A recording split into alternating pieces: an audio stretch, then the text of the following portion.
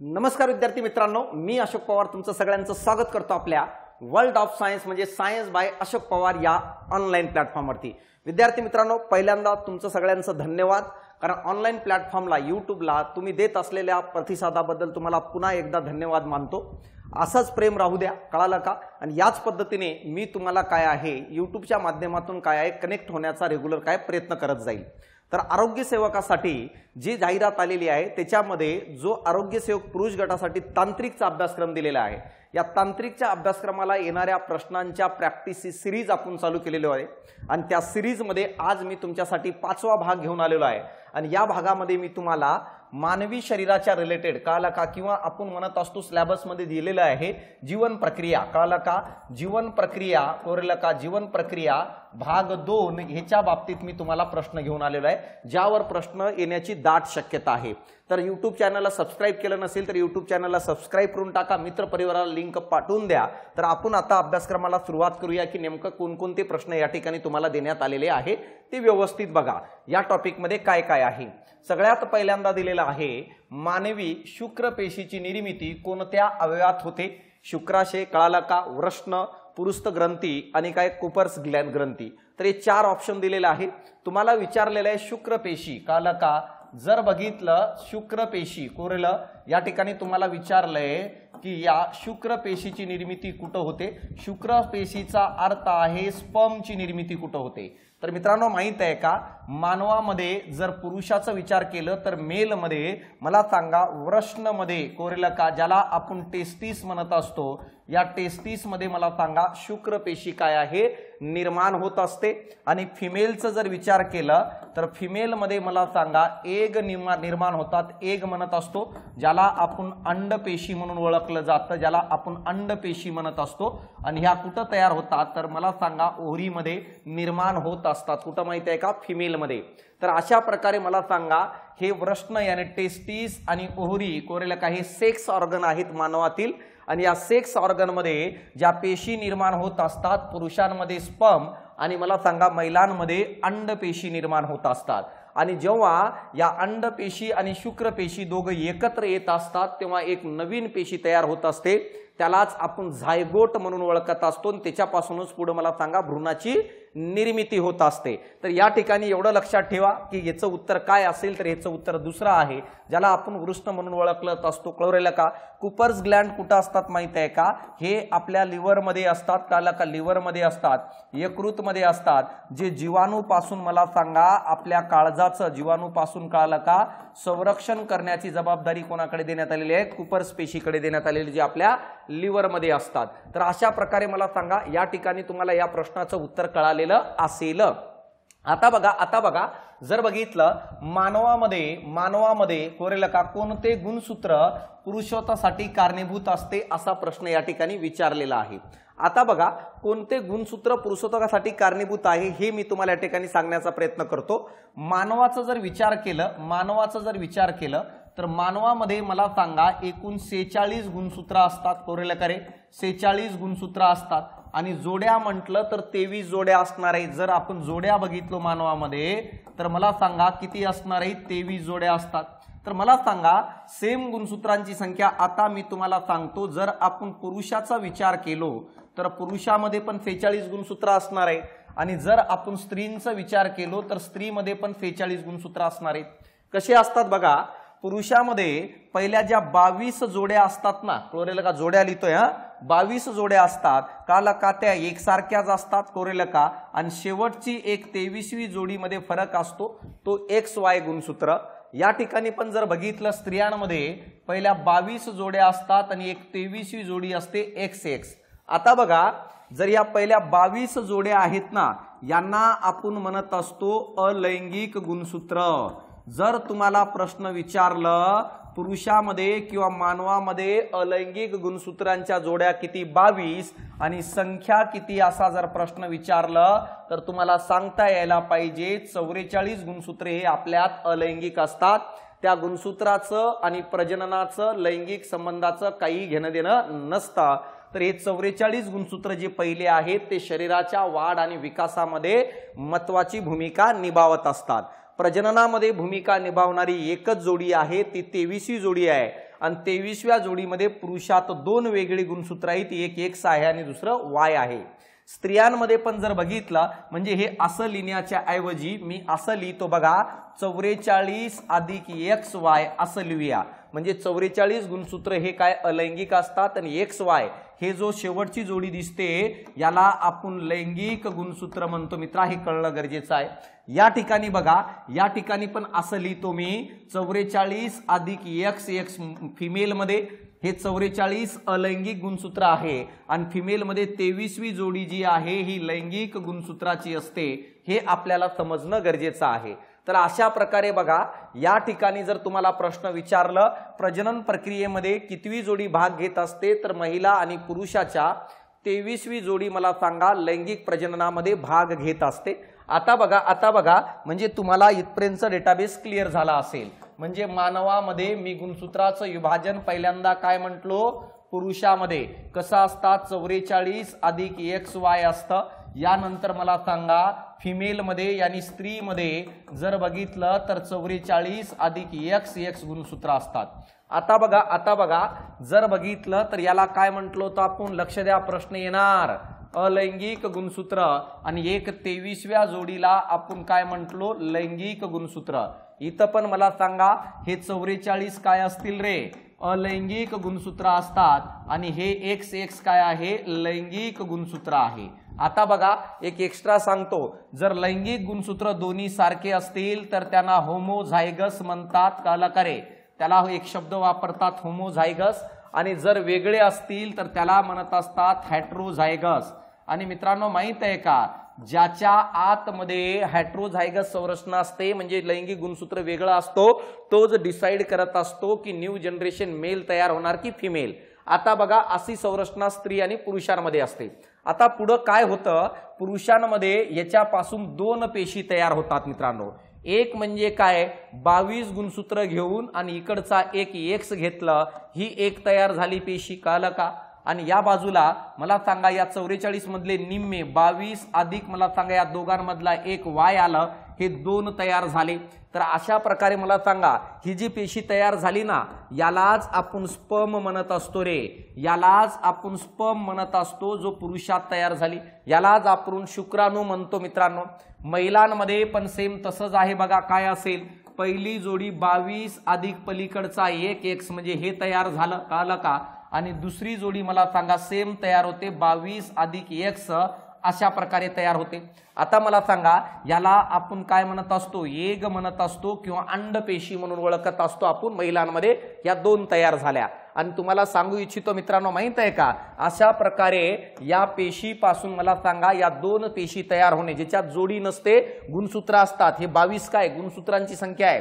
अशा 22 गुणसूत्र हा एक 23 गुणसूत्र असणाऱ्या 2 पेशी तयार होतात. याला स्पर्म म्हणतो आपण मित्रांनो. आणि अशा प्रकारे हे 2 पेशी शरीरात तयार व्हायला लागले, यालाच आपण वयात येणं म्हणतो मित्रांनो. कळलं का.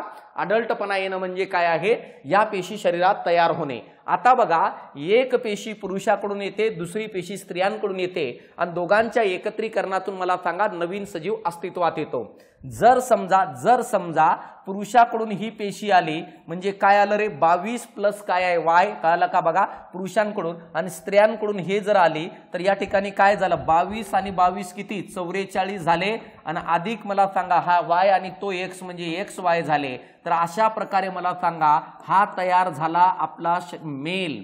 म्हणजे याचा अर्थ जर पुरुषाकडून मला सांगा लैंगिक गुणसूत्र Y येत असेल आणि स्त्रियांकडून X, तर या दोघांच्या ह्याच्यातून तयार होणारा जो नवीन जीव आहे तो मेल यानी पुरुष तयार होतो मित्रांनो. आणि जर मला सांगा पुरुषाकडून पण मला सांगा 22 अधिक X काला का हे आलं आणि स्त्रियांकडून पण मला सांगा 22 अधिक X हे आलं, तर या दोघांच्या एकत्रीकरणातून जो तयार होईल काय तयार होईल 44 अधिक XX. तर याचा अर्थ मला सांगा हे काय तयार होईल, फिमेल तयार होते. यानी काय आहे, नवीन जीव हा महिला असतं, स्त्री असते. तर अशा प्रकारे मेल असणार की फिमेल असणार हे डिसाइड करतं Y नावाचा गुणसूत्र जो वेगळा आहे. मग ज्या सजीवामध्ये हेट्रोझायगस संरचना असते तोच डिसाइड करत असतो की तयार होणारा मेल असणार की फिमेल असणार. मग पुरुषामध्ये जर बघितलं तर गुणसूत्र वेगळे आहेत म्हणून पुरुष डिसाइड करत असतो की न्यू जनरेशन जी काही तयार होणार आहे ती मेल तयार होणार की फिमेल तयार होणार मित्रांनो। तर या ठिकाणी तुम्ही फक्त लक्षात ठेवा हे कसं तयार होतात, काय तयार होतात, टॉपिक मध्ये चांगल्या प्रकारे घेतलेलं आहे, पण अशा प्रकारचे प्रश्न येऊ शकतात। तर या ठिकाणी या प्रश्नाचं उत्तर काय असेल, तर या प्रश्नाचं उत्तर गुणसूत्र पुरुषत्वासाठी कारणीभूत आहे। तर या प्रश्नाचं उत्तर दुसरं आहे, वाय गुणसूत्र पुरुषत्वासाठी काय कारणीभूत आहे, मेल साठी कारणीभूत आहे। फिमेल काय XX आहे आणि मेल मध्ये XY जर आले तर मेल तयार होतो। कळालं इथपर्यंत? अपेक्षा करतो की हे समजलं असेल काय असणार आहे। आता बघा भ्रूणाच्या रोपण कोणत्या अवयवामध्ये होते, आता भ्रूणाचं रोपण कोणत्या अवयवात होते हे या ठिकाणी सांगितले। आता बघा भ्रूण कसं तयार होतो ते लक्षात ठेवा। मी आताच तुम्हाला काय सांगितलं, मला सांगा मेल कडून, कळालं का, मेल कडून 22 अधिक, कळालं का, जर X आलं Y आलं आणि फिमेल कडून मला सांगा फिमेल कडून 22 अधिक काय रे X आलं, या दोघांच्या एकत्रीकरणातून एक नवीन पेशी तयार होते। समजा हा मेल मधला स्पर्म आहे आणि हा फिमेल मधला एग यानी अंडाशय आहे आणि हे शुक्राणू आहे। या दोघांच्या एकत्रीकरणातून बघा इथं काय तयार झालं, 44 अधिक XY तयार झालं। तर यालाच आपण झायगोट म्हणतो, यालाच आपण युग्मज म्हणून ओळखत असतो रे, युग्मज म्हणतो, जो मेल आणि फिमेलच्या अंडाशय आणि शुक्राणू पासून तयार झाला। नंतर मला सांगा याचं रूपांतर पुढे भ्रूणात होतं, पण हे कुठं होतं माहित आहे का, गर्भाशय मध्ये होतं। गर्भाशय असेल तर त्या ठिकाणी मला सांगा या झायगोटचं वाढ आणि विकास होऊन भ्रूण तयार होतं। मग मला सांगा या ठिकाणी भ्रूणाचं रोपण हे कोणत्या अवयवात होतं, तर मला सांगा गर्भाशयामध्ये होतं आणि याच गर्भाशयामध्ये या भ्रूणाला अवयव निर्मितीला सुरुवात होते मित्रांनो। आणि या पूर्ण प्रक्रियेदरम्यान कळलं का, या पूर्ण प्रक्रियेदरम्यान या नवीन सजीवाच्या वाढ आणि विकासासाठी लागणारे पदार्थ तसेच त्याला लागणारी ऊर्जा ही पूर्णपणे आपल्या आईकडून, आपल्या मातेच्या शरीराकडून वापरली जाते आणि या कारणामुळे मातेच्या शरीराची झीज पण भरपूर प्रमाणामध्ये होते मित्रांनो। तर अशा प्रकारे मला सांगा या ठिकाणी भ्रूणाचं वाढ जर कुठं होत असेल, तर मला सांगा रोपण कुठं होत असेल, तर गर्भाशयामध्ये होतं, हे आपल्याला समजणं गरजेचं आहे, म्हणून उत्तर या ठिकाणी गर्भाशय दिले। तर तुम्ही लक्षात ठेवा याला झायगोट यानी युग्मज म्हणतात आणि हा जो स्पर्म आहे ना या स्पर्मला युग्मक म्हणून ओळखलं जातं रे। तर युग्मक म्हणजे काय, युग्मक म्हणजे शुक्रपेशी, शुक्राणू पेशी जो पुरुषामधील आणि स्त्रियामधील एग म्हणजे ह्यालाच आपण युग्मक म्हणत असतो। युग्मक म्हणजे काय आहे, सेक्स सेल म्हणतात, जे झायगोटच्या निर्मितीत, युग्मकच्या निर्मितीत भाग घेत असतात आणि नंतर या झायगोटचं विभाजन होऊन मला सांगा भ्रूण तयार होतो। तो भ्रूण मला सांगा गर्भाशयात वाढ आणि विकास करतो, नंतर त्याच्यात अवयवाच्या निर्मितीला सुरुवात होते। अशा प्रकारे मला सांगा या प्रश्नाचं उत्तर आहे तिसरं। आता बघा या ठिकाणी बघा शरीराचे अनेक तुकडे तुकडे होऊन प्रत्येक तुकडा नवजात सजीव म्हणून जीवन जगू लागतो। हा कोणता प्रजननाचा प्रकारचे आहे किंवा कोणत्या प्रजननाचे प्रकार आहे, तर आता बघा इथं काय म्हणतंय, अशा प्रकारचं एखादं सजीव आहे आणि या सजीवाचे असे तुकडे झाले। आता मला सांगा असे तुकडे झाले, हा तुकडा सेपरेट झाला, हा तुकडा सेपरेट झाला, हा तुकडा सेपरेट झाला, हा तुकडा सेपरेट झाला, नंतर या तुकड्यापासून सेपरेट असा सजीव तयार झालं। कळलं का रे, जर बघितलं या तुकड्यापासून सेपरेट असा सजीव तयार झालं, या तुकड्यापासून सेपरेट तयार झालं, या तुकड्यापासून सेपरेट, या तुकड्यापासून नवीन सजीव तयार झालं। मग हा नवीन सजीव तयार झालं, हा पण नवीन सजीव तयार झालं, हे पण नवीन सजीव तयार झालं, हे पण नवीन सजीव तयार झालं। तर एका सजीवाच्या अनेक भागात अनेक तुकड्यात विभाजन होऊन प्रत्येक तुकड्यापासून नवीन सजीव तयार होणे या प्रक्रियेला खंडीभवन म्हणतात। इंग्रजीतून याला फ्रॅगमेंटेशन म्हणतो रे मित्रा। काय म्हणतो आपण, फ्रॅगमेंटेशन म्हणत असतो। कळलं का, फ्रॅगमेंटेशन म्हणतो। कळालं इथपर्यंत? आता बघा द्विविभाजन म्हणजे काय, की एक पेशी आहे, या पेशीचे दोन पेशीत रूपांतर होणे याला म्हणतात द्विविभाजन। द्विविभाजन कोण कोण करतं, द्विविभाजन घडून आणतं अमिबा। कळलं का, या अमिबा नाही म्हणू शकत। द्विविभाजन जर कोण घडून आणत असेल तर युग्लिना नावाचा सजीव घडून आणतं, पॅरामेशियम नावाचा सजीव पण मला सांगा द्विविभाजन घडून आणण्याचं काम करत असतो। कळालं इथपर्यंत? यानंतर पुनर्जनन कोण करत असतं? पुनर्जनन म्हणजे काय रे? शरीराच्या एखाद्या भागापासून एखाद्या कणापासून पुनर्निर्मिती करणे, किंवा शरीराचा एखादा भाग जर तुटला तर त्याच्यापासून पूर्ण शरीर तयार करणे. जसं पाल जी आहे ती आपली शेपूट पुन्हा निर्माण करते, याला रिजनरेशन किंवा पुनर्जनन म्हणत असतो आपण. कळालं का? तसेच मला सांगा अन्य काही सजीव आहेत कोरेला का? जसं स्पंज आहे, स्पंज पण काय करत असतो? पुनर्जनन करत असतो. म्हणजे काय? स्पंजच्या एखाद्या तुकड्यापासून पण पुन्हा तो तयार होऊ शकतो. यानंतर कलिकायन म्हणजे काय रे? कलिकायन म्हणजे एखाद्या सजीवाच्या बाहेरच्या भागावर अशा प्रकारे एक फुगवटा तयार होतो आणि नंतर मला सांगा तो भाग सेपरेट होऊन त्याच्यापासून नवीन तयार होऊन जातं. जसं बटाट्यावर कोंब येते ना, त्या प्रकारे जेव्हा एखाद्या सजीवाच्या बाहेर एखादा फुगवटा तयार होतो त्याला बड म्हणतात, त्याला डोळा म्हणतात. आणि त्या डोळ्यापासून हळूहळू विकास होतो आणि नंतर तो स्वतंत्र होऊन एक नवीन सजीव तयार करतात. याला कलिकायन म्हणतात. कलिकायन कोणामध्ये घडून येतं?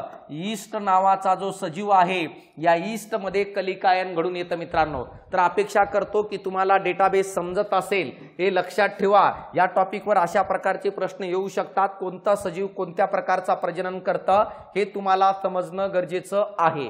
आता बघा हा प्रश्न सगळ्यात IMP आहे, सगळ्यात डेंजर मानला जातो, पण मी एकदम सोपा करून सांगतो, अजिबात लोड घ्यायचं नाही. आता बघा, तुमच्या वर्गातील प्रणव आणि प्रीती ही जुळी भावंडे आहेत.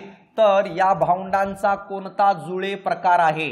एक युग्मनी, सायमीज, द्वियुग्मनी आणि कोणतेही नाही. आता इथं प्रश्न आले जुळ्याच्या बाबतीत. बघ रे भाऊ, जुळ्याच्या बाबतीत, धुळ्याच्या नाही. कळलं का? आता जुळे कसे तयार होतात? तर मला सांगा, जुळे म्हणजे दोन बालक, कळालं का, एकदाच जन्माला येणे, याला आपण जुळे म्हणतो मित्रांनो. आता जुळे दोन प्रकारचे असतात. कोरेला करे, जुळे दोन प्रकारचे असतात. पहिलं प्रकार जर बघितलं त्याला एक, कळाला का, युग्मजनी म्हणून ओळखलं जातं, एक युग्मजनी म्हणतो. आणि दुसरं आहे त्याला द्वियुग्मजनी म्हणून ओळखलं जातं. दुसरं प्रकार आहे त्याला द्वियुग्मजनी म्हणून ओळखत असतो. बघा काय आहे समजून घ्या. त्याला द्वियुग्मजनी म्हणून काय ओळखत असतो. तर अशा प्रकारे हे दोन प्रकार आहेत. हे दोन प्रकार कसे तयार झाले माहित आहे का? ते सांगतो, व्यवस्थित लक्ष द्या. आता एक युग्मजनी म्हणजे काय असतं ते मी तुम्हाला सांगतो. एक युग्मजनी म्हणजे काय बघा, समजा मेल कडून, कळालं का, मेल कडून मला सांगा स्पर्म आला, कळालं का, मेल कडून स्पर्म आला. फिमेल यानी स्त्री कडून जर बघितलं तर काय आलं? एग आलं, एग आलं. आता मला सांगा, यालाच आपण युग्मक म्हणत असतो. याला काय म्हणतो रे? युग्मक. क आहे हा, क आहे, युग्मक म्हणतात त्याला. कोरेला का, गॅमेट्स म्हणतात. या दोघांच्या एकत्रीकरणातून एक सेल तयार होते. कळालं का? या सेलला इंग्रजीतून झायगोट म्हणतात. कळालं का? याला आपण युग्मज म्हणून ओळखत असतो, झायगोट. तर मला सांगा, झायगोट हा स्पर्म आणि एग पासून तयार झालंय. एक म्हणजे काय, मेलचा हा सेक्स सेल, हा फिमेलचा सेक्स सेल आहे. कळालं का? आता बघा, हा युग्मज तयार झाल्यानंतर, बघ रे भाऊ व्यवस्थित IMP पॉइंट हा, युग्मज तयार झाल्यानंतर काय होतं? युग्मज तयार झाल्यानंतर 8 दिवसाच्या आत, कळालं का रे, 8 दिवसाच्या आत मला सांगा, आत जर याचं विभाजन झालं, कळालं का, याचं काय झालं? विभाजन झालं. कळालं का? विभाजन झाले तर त्यावेळेस, कळालं का, झाले व दोन युग्मज तयार होते. म्हणजे याचा अर्थ बघा, हे झायगोट जो तयार झालं, झायगोट तयार झाल्यानंतर 8 दिवसाच्या आत म्हणतोय भाऊ, 8 दिवसाच्या आत हे दोन काय झाले? वेगळे. म्हणजे हा एक अर्धा आणि हा एक अर्धा. म्हणजे एकाच झायगोटची, एकाच युग्मजचे दोन युग्मज तयार झाले. अशा प्रकारे मला सांगा, हा एक युग्मज तयार झाला, हा एक युग्मज तयार झाला. कधी?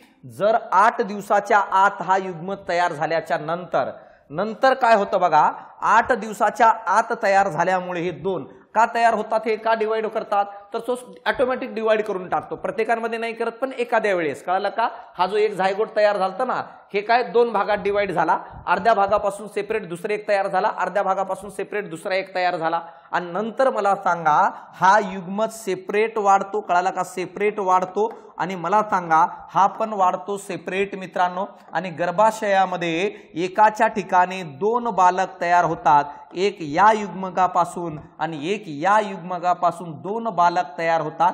दोन्ही बालक मला सांगा सेम टू सेम सारखेच असतात रे, त्यांच्यात काही फरक आढळत नाही, तंतोतंत सेम असतात जर ते एक युग्मकापासून तयार झाले असतील अशा प्रकारे। दोघही मला सांगा दोघांचा सेक्स हा सारखा असतो, म्हणजे याचा अर्थ दोघही एकतर मेल असतात किंवा दोघही एकतर फिमेल असतात। जेव्हा एकाच झायगोटचं युग्मकाचं डिवाइड होऊन 2 गर्भाशयामध्ये 2 युग्मज तयार होतात एका ह्याच्यापासून आणि तिथं तयार होतात ते काय असतात, ते दोघांचं सेक्स सेम असतो, म्हणजे याचा अर्थ मला सांगा दोघांमध्ये जर बघितलं तर एकतर दोघही मेल असतात किंवा दोघही फिमेल असतात। पण कधी माहित आहे का, 8 दिवसाच्या आतमध्ये झायगोट तयार झाल्यानंतर ते जर स्वतःला डिवाइड करून टाकला, परंतु बघा हे नंतर शिकवतो बघा, परंतु बघा 8 दिवसानंतर जर 8 दिवसानंतर बघ रे 8 दिवसानंतर जर तो युग्मज जो तयार झाला, कळला का, युग्मज जो तयार झाला हा कळला का, युग्मज जो तयार झाला ज्याला झायगोट म्हटलं होतं आपण, कळला का, डिवाइड झाला कळला का, झाला तरी कळला का, तरी जुळे तयार होतात परंतु कळला का, परंतु ते एकमेकाला जोडलेले असतात, परंतु ते एकमेकाला कळला का अवयवांनी एखाद्या अवयवांनी काय आहे जोडलेले असतात। ह्याचे उदाहरण पण बघितलेले आपण, कळला का, जोडलेले असतात, म्हणजे याचा अर्थ काय, हे एक असा तयार झाला, हे एक असा तयार झाला, त्यांचं डोकं तरी जोडलेले असतात, त्यांचं पोट तरी एकमेकाला जोडलेला असतो। हे कधी होतं माहित आहे का जुळ्यांमध्ये, जर मला सांगा या झायगोटचं विभाजन तयार होण्याच्या नंतर 8 दिवसाच्या नंतर झाला आणि जर 8 दिवसाच्या अगोदर विभाजन झालं 2 अशा प्रकारचे झायगोट तयार झाले तर ते दोघही बालक स्वतंत्र तयार होतात आणि दोघांमध्ये सारखेपणा असतो, दोघं दिसायला सेम टू सेम असतात, एकतर दोघं मेल असतात किंवा एकतर दोघं फिमेल असतात, एक मेल किंवा एक फिमेल असू शकत नाही याच्यामध्ये, का, कारण ते एकाच झायगोट पासून तयार झालेले असतात। परंतु हेच झायगोट जर तयार झाल्यानंतर 8 दिवसाच्या नंतर जर स्वतःला डिवाइड केलं आणि 2 झायगोट तयार केलं तर ते 2 बालक स्वतंत्र जन्माला न येता ते एकमेकाला जोडले जाऊन जन्माला येतात, एकतर त्यांचं डोकं एकमेकाला जोडलेलं असतो किंवा एकतर पोट एकमेकाला, अशा प्रकारच्या अवयवांनी ते जोडलेले असतात। तर हे प्रकार कोणता आहे, एक युग्मजनी, अपेक्षा करतो की तुम्हाला समजलं असेल।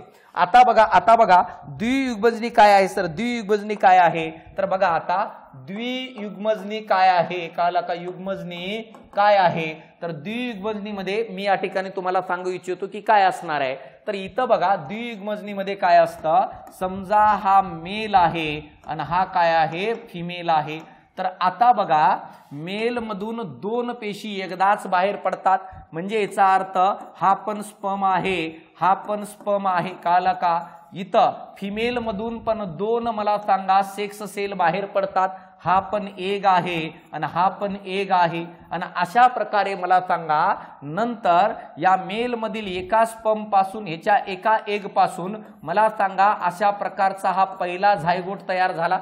नंतर बघा या स्पर्म पासून कळलं का आणि या एग पासून हा दुसरा झायगोट तयार झाला, म्हणजे याचा अर्थ स्वतंत्र 2 झायगोट तयार होऊ राहिले, स्वतंत्र वेगवेगळ्या पेशीपासून। मग अशा प्रकारे या झायगोट पासून एक नवीन बालक तयार होईल, या झायगोट पासून नवीन बालक तयार होईल आणि या दोघांनाही आपण जुळे म्हणतो, परंतु दोघं वेगवेगळ्या झायगोट पासून तयार झाले म्हणून याला द्वियुग्मजनी म्हणून ओळखलं जातं मित्रांनो।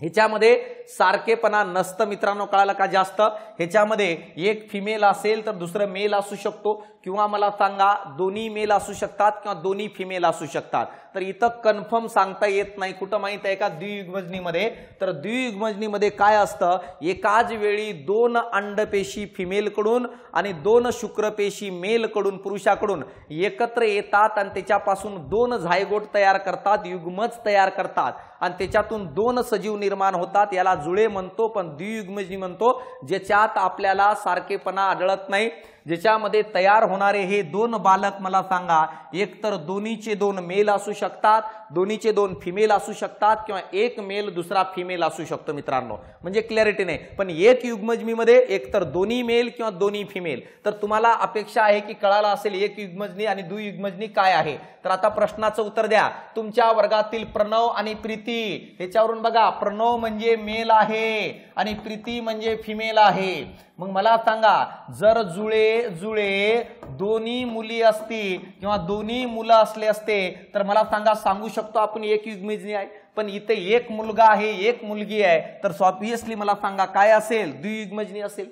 कारण मला सांगा, एक मुलगी आणि एक मुलगा जुळे हे कोणामध्ये आढळतात, द्वियुग्मजनीमध्ये आढळतात. एक युग्मजनीमध्ये मला सांगा एक तर दोन्ही मेल असेल किंवा दोन्ही फिमेल असेल. म्हणून अपेक्षा करतो की तुम्हाला या प्रश्नाचं उत्तर कळालं असेल. कळालं इथपर्यंत? बघा मित्रांनो, माहित आहे का, ही आरोग्य सेवकाची बॅच आहे, 699 फीस आहे आणि या फीसवर मला सांगा 15% डिस्काउंट चालू आहे. सध्या 15% डिस्काउंट चालू आहे. या डिस्काउंटचा लाभ घ्यायचा असेल तर तुम्हाला कुपन कोड वापरायचे ARG हा कुपन कोड आहे. या कुपन कोडचा वापर करून मला सांगा 699 बॅचवर 15% डिस्काउंट घेऊ शकता. बॅच अतिशय सुंदर बनवलेली आहे. तुम्ही मुलांचं रिव्ह्यू करून मला सांगा बॅच घेऊ शकता. जर तुम्हाला आरोग्य सेवकाची पोस्ट काढायची असेल तर बॅच घेण्यासाठी डाउनलोड करायचे सायन्स बाय अशोक पवार हा ॲप्लिकेशन. डिस्क्रिप्शन बॉक्समध्ये लिंक दिलेली आहे, तिथून डाउनलोड करा. काही अडचण असेल तर खाली दिलेल्या नंबरवर तुम्ही कॉल करू शकता. पण 40 प्रश्नासाठी 80 गुणासाठी एकदम परफेक्ट अशी महाराष्ट्रातील एकमेव बॅच आहे. कारण एकदम चांगल्या पद्धतीने कव्हर केलेला आहे. काही अडचण असेल तर खाली दिलेल्या नंबरवर कॉल करा. 35च्या जवळपास लेक्चर आहे. एक लेक्चर मला सांगा 4 पट सांगितलंय, पण 6 पट तुम्हाला पाहता येईल. आणि जोपर्यंत पेपर होणार नाही तोपर्यंत व्हॅलिडिटी ठेवतो. मग पेपर 6 महिन्यांनी झालं तरी चालतं, 2 महिन्यांनी झालं तरी चालतं, 1 वर्षांनी झालं तरी चालतं. तर ओके, आपल्या मित्र परिवाराला पण बॅच बद्दल नक्की सांगा. आता बघा, उभे द्विविभाजन कोणत्या प्राण्यात आढळते? आता बघा, उभे द्विविभाजन पॅरामेशियम, युग्लिना, अमिबा, प्लाझ्मोडियम. तर हे सगळं दिलेलं आहे. तर बघा आता विभाजन काय आहे, तर हे अलैंगिक प्रजननाचा प्रकार आहे. कोण माहित आहे का? विभाजन. आता बघा, विभाजन म्हणजे पेशीचं विभाजन होणे. ह्याचे 2 प्रकार पडत असतात. एक पहिलं प्रकार आहे त्याला द्विविभाजन म्हणतात मित्रांनो. द्विविभाजन बायनरी फिशन म्हणतो इंग्रजीतून. आणि दुसरं प्रकार आहे त्याला आपण म्हणत असतो बहुविभाजन. बहुविभाजन म्हणून ओळखलं जातं, ज्याला मल्टिपल फिशन म्हणतो इंग्रजीतून. आता बघा, द्विविभाजन म्हणजे काय रे? एका पेशीचं विभाजन होतं आणि 2 पेशी तयार होतात, याला आपण द्विविभाजन म्हणत असतो. ह्याचे पण वेगवेगळे प्रकार पडत असतात मित्रांनो. ह्याचं पहिलं प्रकार आहे त्याला आपण उभे द्विविभाजन म्हणतो. काय कळलं का? उभे द्विविभाजन म्हणतो. दुसरं प्रकार आहे त्याला म्हणतात आडवे द्विविभाजन. आणि तिसरं प्रकार आहे याचं, त्याला म्हणतो आपण साधे द्विविभाजन. तर अशा प्रकारे 3 प्रकारे आहे. आता बघा, आडवे द्विविभाजन कोणामध्ये आढळतं? तर ह्याचं उत्तर आहे युग्लिना. उभे द्विविभाजन कोणामध्ये आढळतं? युग्लिना. युग्लिना हा अशा प्रकारचा सजीव असतो आपल्यामध्ये. कळलं का रे? युग्लिनाला जर बघितलं तर तुम्हाला आढळेल अशा प्रकारचा असतो. हा अशा प्रकार शेपूट असते. हा सेंटर मधून कट होतो आणि अशा प्रकारे हा सेपरेट तयार होतो, हा सेपरेट तयार होतो. मग मला सांगा, जर उभा कट होऊन जर 2 सजीव तयार होत असेल तर त्याला उभे द्विविभाजन म्हणतो, ज्याचं उदाहरण आहे युग्लिना. आडवे द्विविभाजन म्हणजे काय? ह्याचं उदाहरण जर बघितलं तर पॅरामेशियम आहे रे. ह्याचं उदाहरण पॅरामेशियम आहे. पॅरामेशियम कसं तयार होतं? तर समजा हा पॅरामेशियम आहे आपलं, तो असं अर्ध्यातून कट होतं आडवं कट झाल्यानंतर वरच्या भागापासून सेपरेट आणि खालच्या भागापासून सेपरेट पॅरामेशियम तयार झाला. मग जर एखादा सजीव आडवं कट होऊन 2 भागात विभाजन होऊन नवीन सजीव तयार करत असेल तर त्याला म्हणतो आपण आडवे. साध्याचं उदाहरण काय आहे? साध्यामध्ये उदाहरण येतं मित्रांनो, माहित आहे का? अमिबा. अमिबा काय करतं?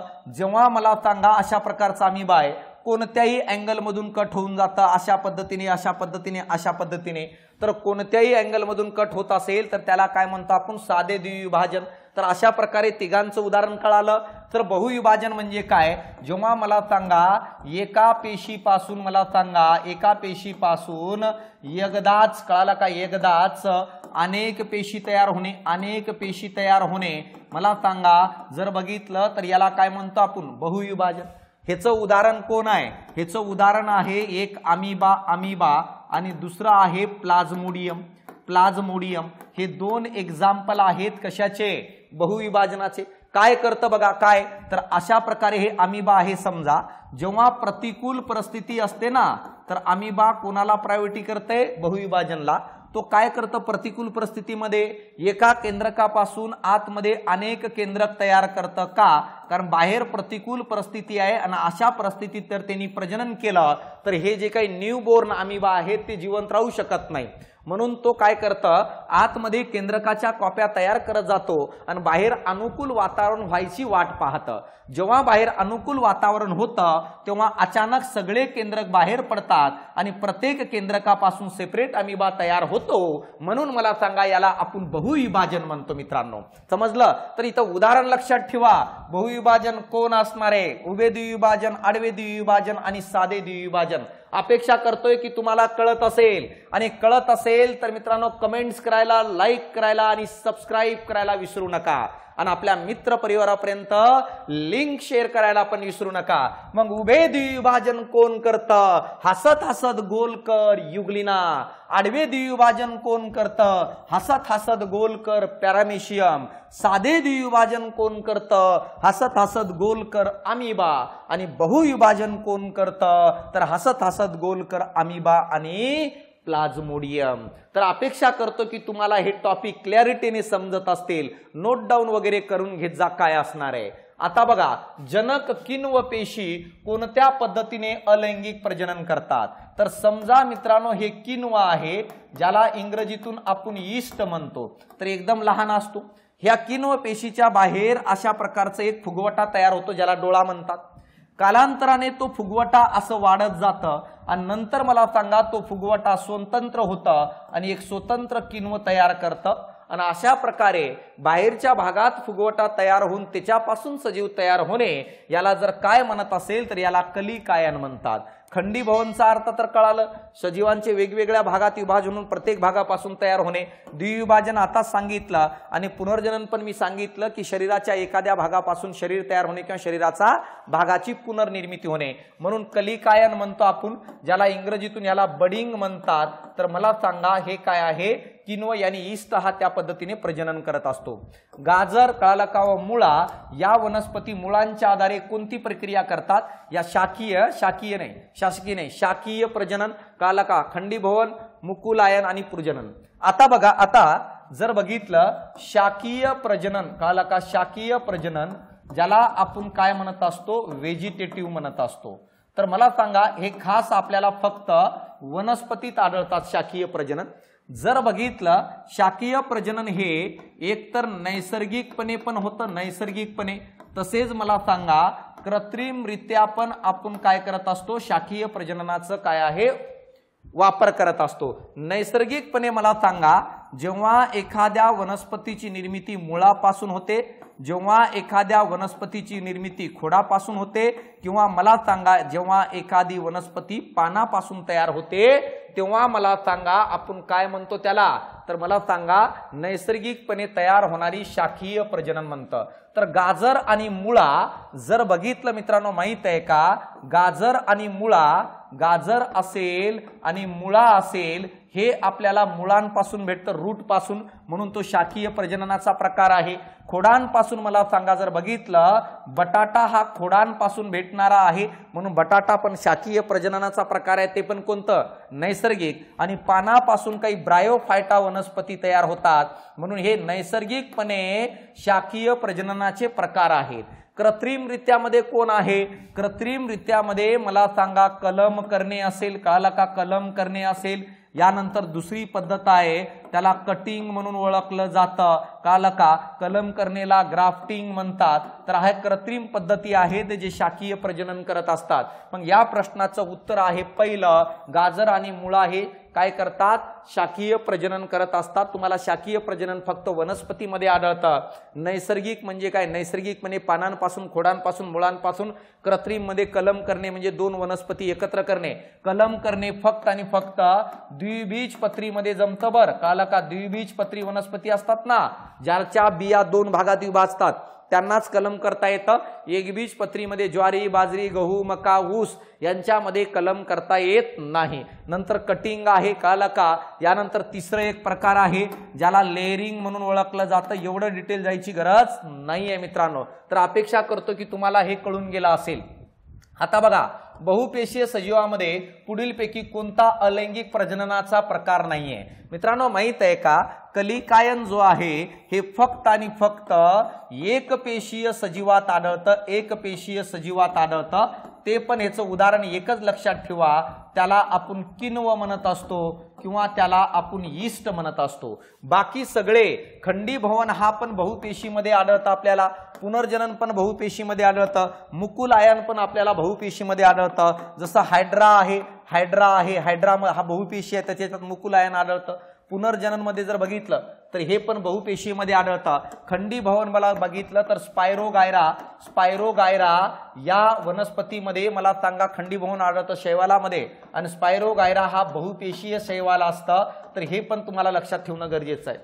तर अपेक्षा करतो की तुम्हाला कळत असेल, एवढं डेटा आहे ना भाऊ, अशाच पद्धतीने कारण जर पेपर या डेटाबेसच्या रिलेटेड काढलं, जो अभ्यासक्रम दिलाय, तर मी गॅरंटी देऊन सांगतो आउट ऑफ मार्क पडतील. फक्त त्यांनी धोका देऊ नये. कोणी माहित आहे का, पेपर काढणाऱ्यांनी अभ्यासक्रम एक दिलाय, पेपर दुसरं विचारू नये. अभ्यासक्रम दिलाय त्याच्यावर जर प्रश्न विचारला ना तर शिकवणीच्या बाहेर एक पण जाणार नाही. काल इथपर्यंत समजलं. आता बघा स्त्री भ्रूणाच्या जन्माच्या वेळी तिच्या अंडाशयात अंडपेशी कालका असतात. आता मला सांगा काय म्हणते, तर या ठिकाणी बघा किती कालका किती, प्रश्न काय लक्षात घ्या, स्त्री भ्रूणाच्या जन्माच्या वेळी कालका तिच्यात अंडपेशींची संख्या किती आहे? एक गोष्ट सांगतो बघा, मानवामध्ये जर बघितलं तर मला सांगा एक पुरुष कालका आणि दुसरं गट काय स्त्री. आता बघा पुरुषामध्ये जर बघितलं 12 ते 14 वर्षाच्या दरम्यान कालका दरम्यान काय तयार होतात? शुक्राणू शुक्राणू तयार होतात. मुलांमध्ये शुक्राणू तयार होतात, ज्याला स्पर्म म्हणतो. कधी? 12 ते 14 वर्षादरम्यान. परंतु स्त्रियांमध्ये जन्मताच अंडपेशी असतात. अंडपेशी असतात म्हणजे जन्मताच तयार झालेल्या अंडपेशी असतात. किती तयार झालेल्या अंडपेशी असतात जन्मताच कोरेलका? तर 2 ते 4 दशलक्ष तयार झालेले असतात. परंतु मग जन्मताच मला सांगा प्रजनन कॅपॅबिलिटी का नसते महिलांमध्ये? त्याचं कारण आहे, जरी जन्मताच अंडपेशी असेल तर 12 ते 13 वर्षाच्या दरम्यान मला सांगा त्या अंडपेशीचं वाढ व विकास होतो आणि त्याच्यानंतर ते परिपक्व होतात. तर अशा प्रकारे मग इथं जर विचारलंय की जन्माच्या वेळेस स्त्रीच्या भ्रूणाच्या वेळेस कालका किती असतात अंडपेशी, तर मला सांगा 2 ते 4 दशलक्ष असतात. पण पुरुषांमध्ये जन्मताच नसतात, तर 12 ते 14 वर्षाच्या दरम्यान शुक्राणू पेशी तयार होतात. हे तुम्हाला कळालं असेल. बघा हा पुस्तक आहे, महाराष्ट्रात सगळीकडे उपलब्ध आहे. जर कमी वेळेत तुम्हाला तांत्रिकचा अभ्यासक्रम पूर्ण करायचा असेल ना भाऊ, तर 16चे 16 टॉपिक कालका, 16चे 16 टॉपिक क्लोरेलका फक्त 152 पानामध्ये कव्हर केलेला आहे. का? कारण की कमी वेळेत मला सांगा जास्त रिव्हिजन देता यावं म्हणून. मित्रांनो अभ्यासक्रम सगळं कव्हर केलंय, पुस्तक लहानच बनवलं. का? कारण की जास्त वेळ लागू नये. महाराष्ट्रातील सर्व विक्रेत्याकडे उपलब्ध आहे कोरेलका. आणि जर तुम्हाला या पुस्तकाची ऑनलाईन कॉपी पाहिजे असेल तर Amazonवर सर्च करा. कळालं का? Amazonवर सर्च करा. आणि तरी काही अडचण असेल तर दिलेल्या डिस्क्रिप्शन बॉक्समध्ये जो नंबर दिलाय किंवा खाली जो नंबर येतोय त्या नंबरवर कॉल करून तुम्ही पुस्तक आणि बॅचेसची चौकशी करू शकता. पण सुंदर पुस्तक आहे, तुम्ही कोणत्याही विद्यार्थ्याला विचारा ज्यांनी पुस्तक याच्या पहिले घेतलेले आहेत. आता बघा अंडनलिकेच्या आतल्या पृष्ठभागावरील कोणत्या अंडपेशीला गर्भाशयाकडे ढकलतात?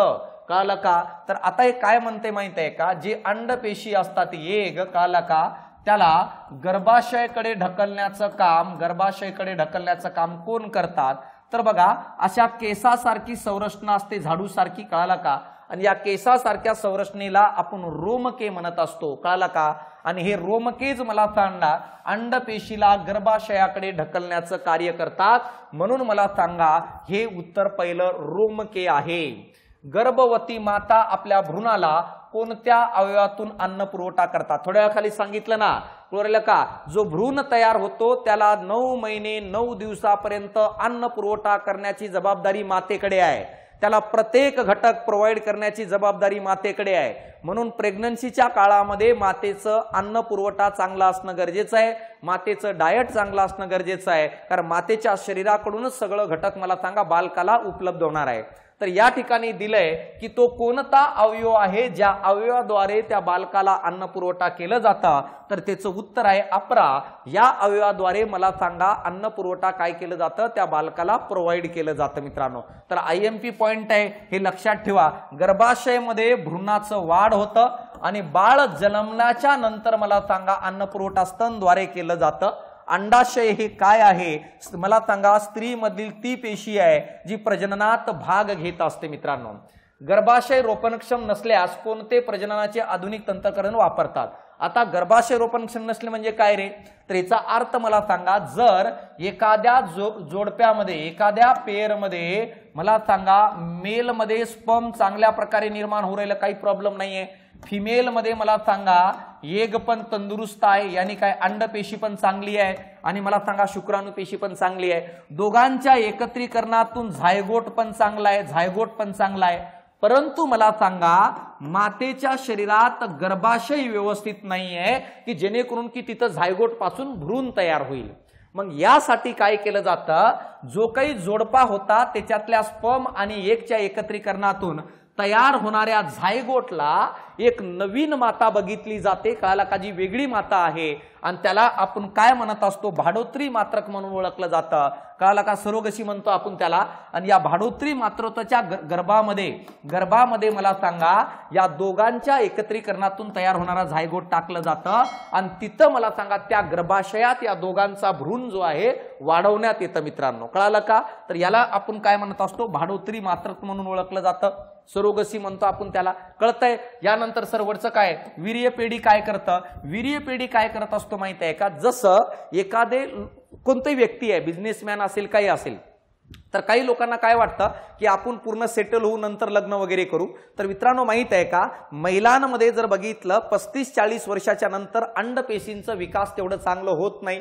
मग अशा महिला ज्यांना वाटतं आपल्याला लग्न नंतर करायचंय, पण ते जेव्हा वयाच्या 25-30 वर्षाच्या मध्यंतरी असतात तेव्हा मला सांगा त्याच्यातल्या अंडपेशी रिझर्व करून ठेवतात. किंवा पुरुष असे असतात, कळलं का, जे वाढत्या वयानुसार मला सांगा स्पर्मची कॅपेबिलिटी कमी होत जाते, म्हणून ते 25-30 वर्षाच्या दरम्यान असताना मला सांगा त्यांचं स्पर्म काढून मला सांगा एका काय आहे वीर्यपेढीत यांनी बँकमध्ये ठेवलं जातं, कोणतं, जो तो बँक असतं त्याच्यामध्ये. आणि जेव्हा कधी त्यांना वाटेल की आपल्याला आता अपत्याला जन्म द्यायचा आहे तर त्या स्पर्मचा वापर केला जातो जो रिझर्व करून ठेवलेला होता, कळलं का. तर अशा प्रकारे. आणि काच नलिकेतील फलन म्हणजे काय, बाहेर फलन घडून आणणे, म्हणजे गर्भाच्या बाहेर मला सांगा अंडपेशी आणि स्पर्मला एकत्रित करणे, याला म्हणतो आपण काच नलिकेतील फलन, कळलं का.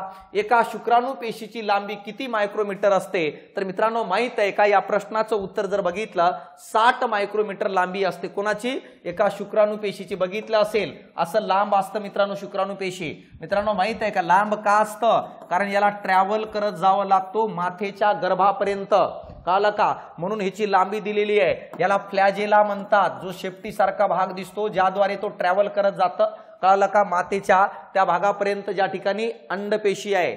आता बघा रताळे या वनस्पतीमध्ये कशाद्वारे प्रजनन केलं जातं, रताळे या वनस्पतीमध्ये कशाद्वारे, तर मला सांगा मुळाद्वारे, कळलं का, मुळाद्वारे काय रताळे.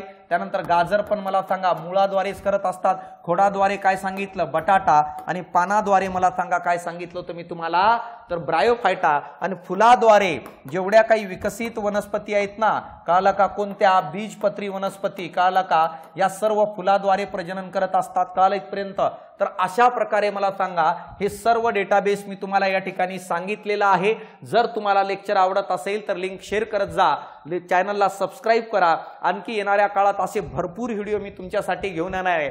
जोपर्यंत पेपर होत नाही तोपर्यंत माझ्याशी कनेक्ट राहा, 100% याचा फायदा होणार. ज्यांना बॅच घ्यायची आहे ऑनलाईन स्वरूपात बॅच आहे उपलब्ध, ते ॲप्लिकेशन डाउनलोड करा. काही अडचण असेल तर खाली दिलेल्या नंबरवर कॉल करा.